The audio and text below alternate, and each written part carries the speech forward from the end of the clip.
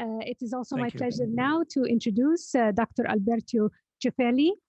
Dr. Alberto is the head of self-assessment, periodic evaluation, and accreditation at the Italian National Agency for the Evaluation of Universities and Research Institutes. In Italy, he graduated in biology and has a PhD in morphogenetic science and cell biology. In the Italian QA agency, he worked on the first research quality assessment exercise, then as an evaluation expert for higher education institutions. Dr. Ciolfi has direct experience in the development of public policies in the field of higher education and an in-depth knowledge of quality assurance system. Today, he's speaking to us about the higher education assessment in Italy. Welcome, Dr. Ciolfi. The floor is yours. Thank you. Thank you all. Good afternoon, everybody. I really thank you, the organizers, for inviting me, and I hope I could contribute to the discussion, giving you a picture of what the higher education external assessment system works in Italy from the point of view of the Italian National Evaluation Agency. So I'm sharing my presentation now. I hope you can see it clearly. Clear. I have sent a presentation, a bit longer presentation, because it was important for me to give the whole picture of what is the agency doing in Italy. And in particular, I have to say that the National Agency for the Evaluation of University and Research Institutes, that I will call ANVUR for being to be brief, it's an independent public body. So we have the task to oversee the national higher education system, and we have the primary objective to enhance its overall quality. So it is about assessing for the enhancement of the overall quality of our national higher education system. And we are doing a lot of different evaluations and assessment procedures that span the full range of activities of the universities. So I'm talking about teaching and learning, the research, third mission, or so-called the social dimension related activities, and administrative performance also.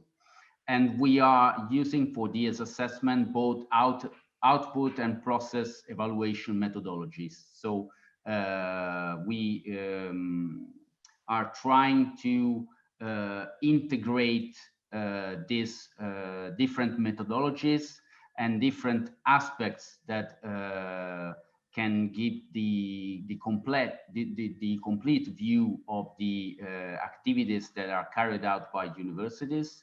Here I show you some examples.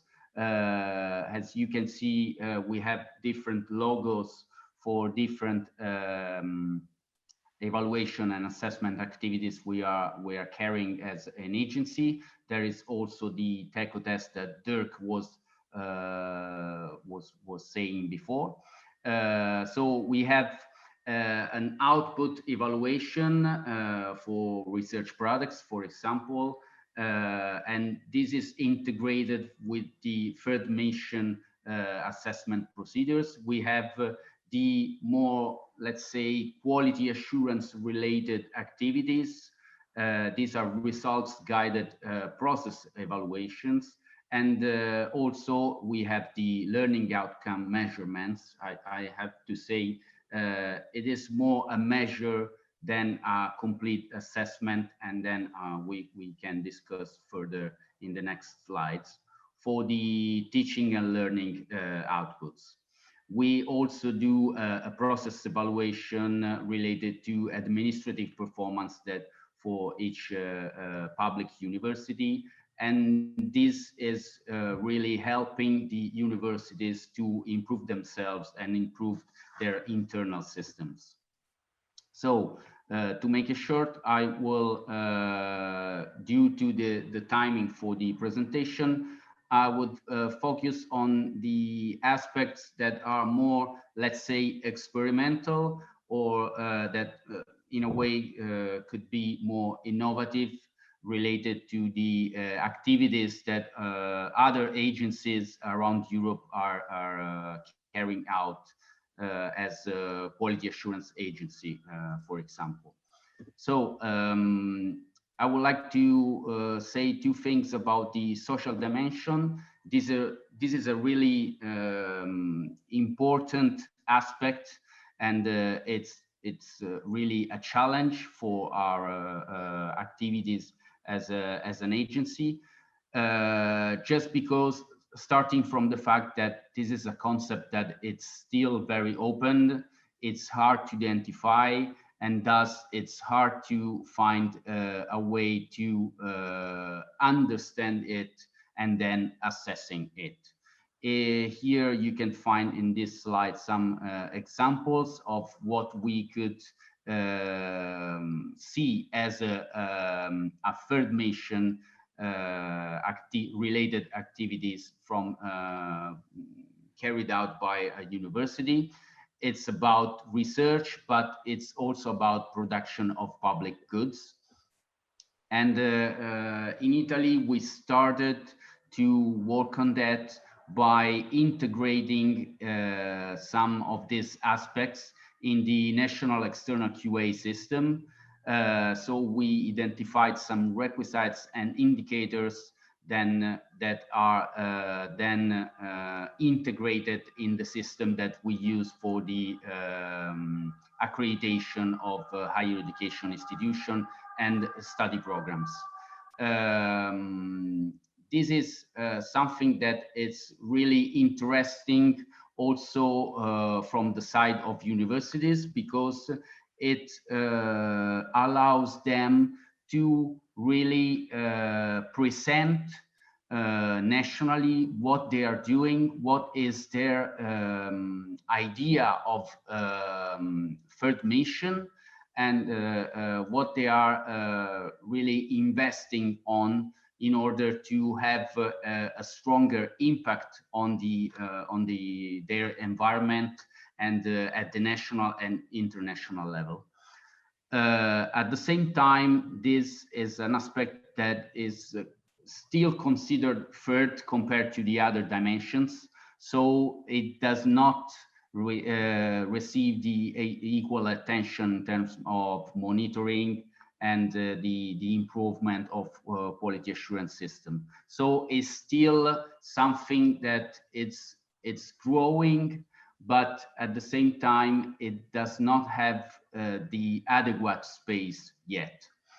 Of course, this is also due to the fact that there is a lack of proper incentive structures at the institutional, national, and also European level.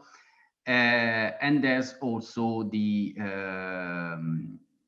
let's say, academic resistance that is always something to take care of in each assessment procedure.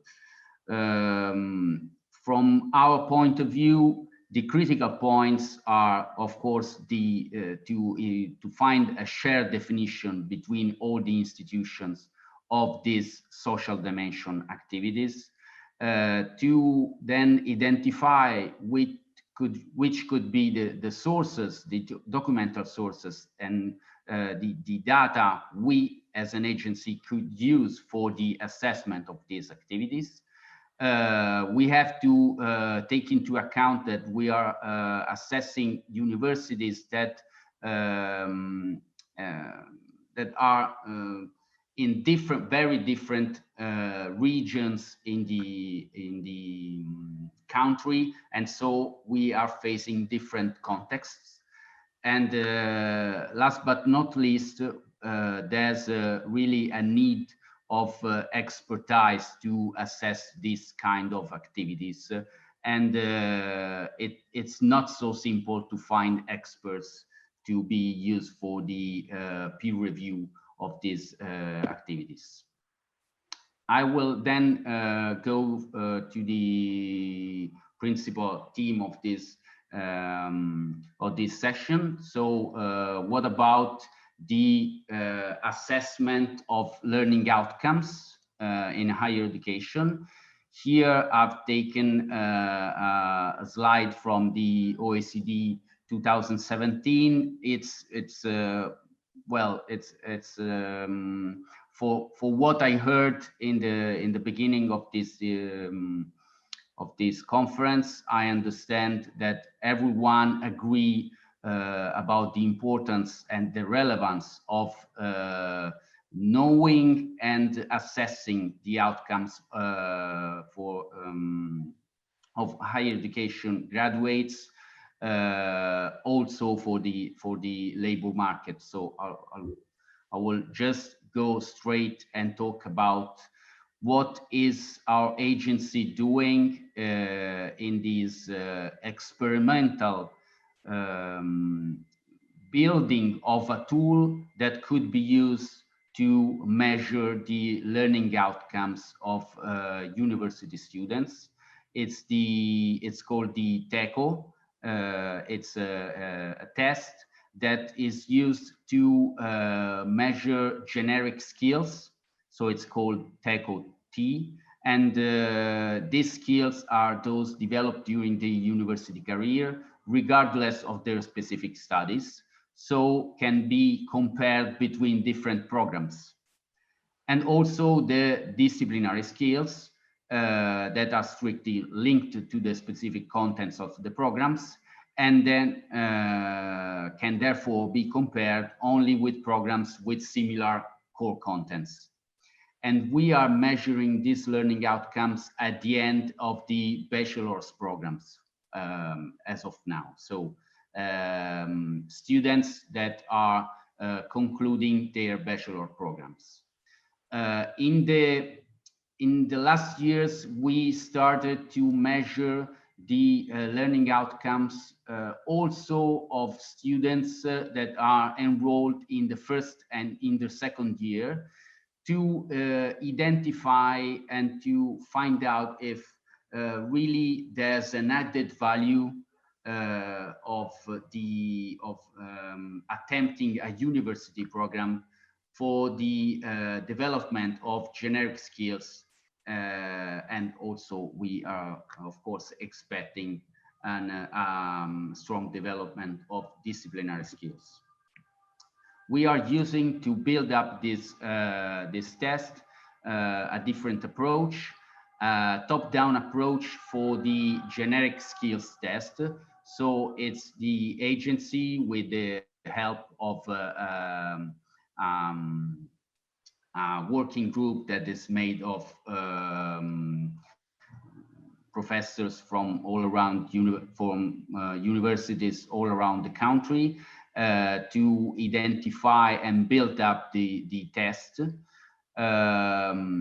While for the different disciplinary tests, we are using a bottom-up approach. So it's the academia that is organizing with the support of the agency, of course, to build working groups and create the TECO-D for different disciplines. Is the list of some of the features of these tests we are delivering in Italy. The participation is voluntary for universities, for study programs within participating universities, and for students. So it's still experimental, we can say.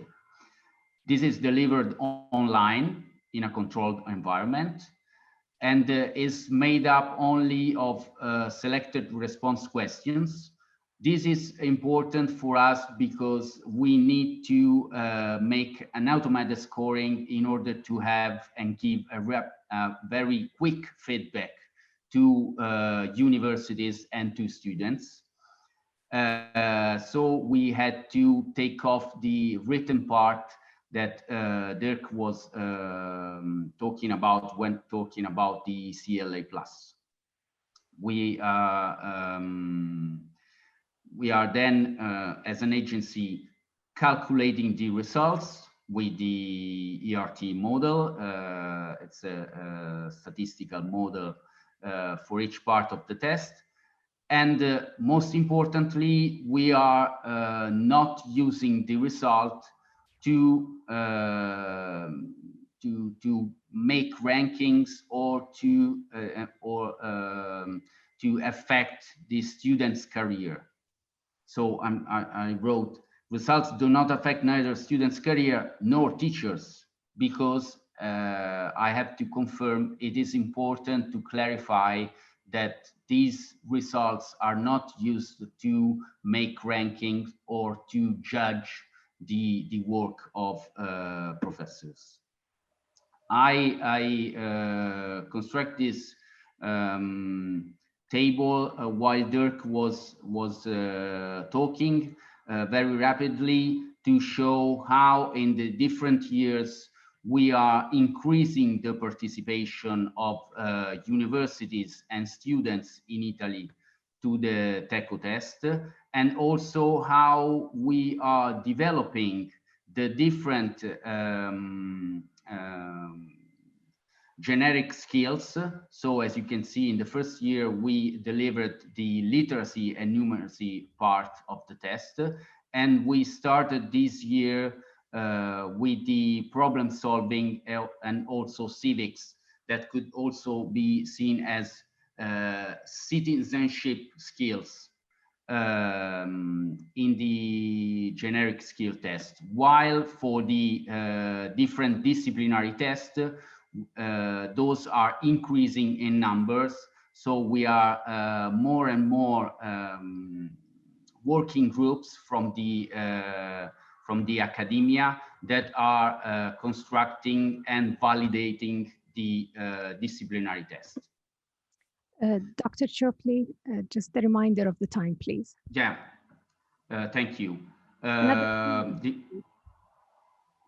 minutes, please. Yeah. The TECO results are made available to all attending students and also to all the study programs coordinators. So it is important to understand that the reason why we are doing this test, it's first of all, to give the study program coordinators the possibility to understand if there is something that is going well or if there are some problems, and so rethink and reorganize programs, study programs accordingly. And this is also contribute to the analysis of the strengths and weaknesses of the disciplinary training.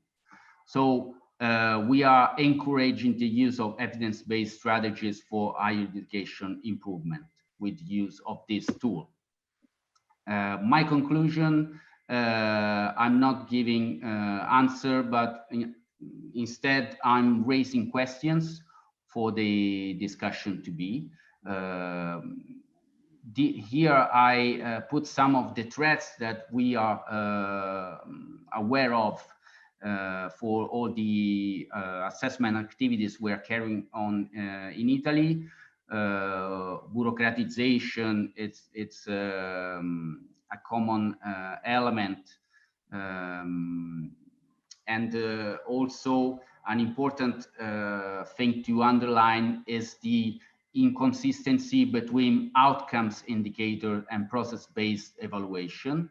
And this is due to the fact that we are using different approaches, and sometimes the same university performs well from a side and not from the other. And this is not so simple to explain.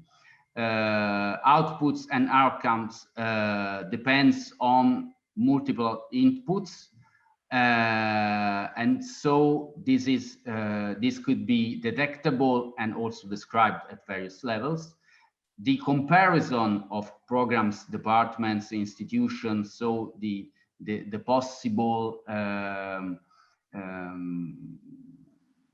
comparison of result, it's not always possible, and in most of the cases it's not always useful.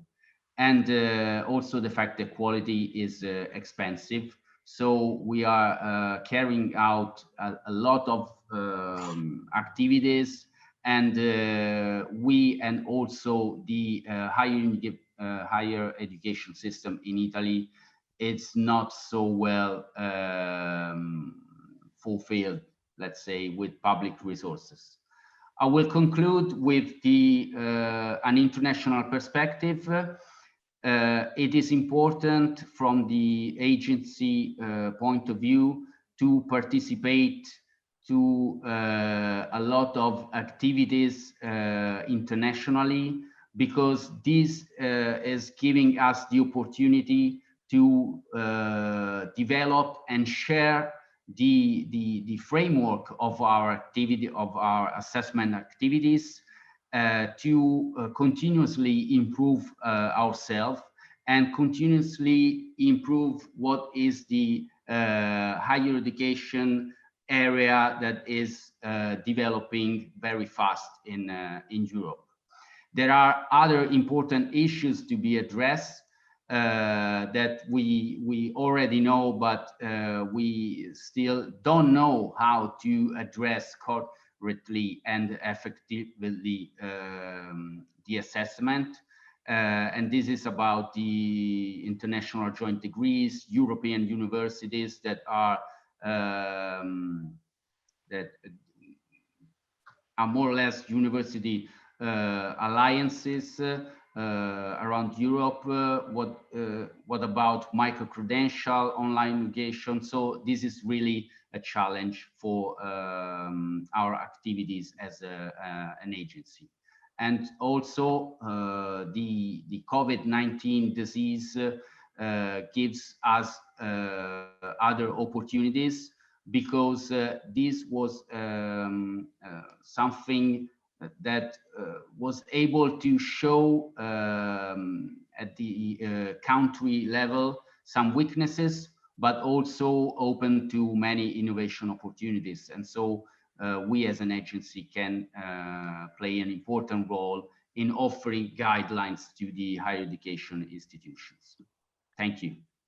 Thank you. Thank you very much, Dr. Alberto Ciolfi, for a very informative session. Thank you for sharing the experience from Italy. I've received a number of questions on the chat, so I'll save the discussion till the end of our presentations.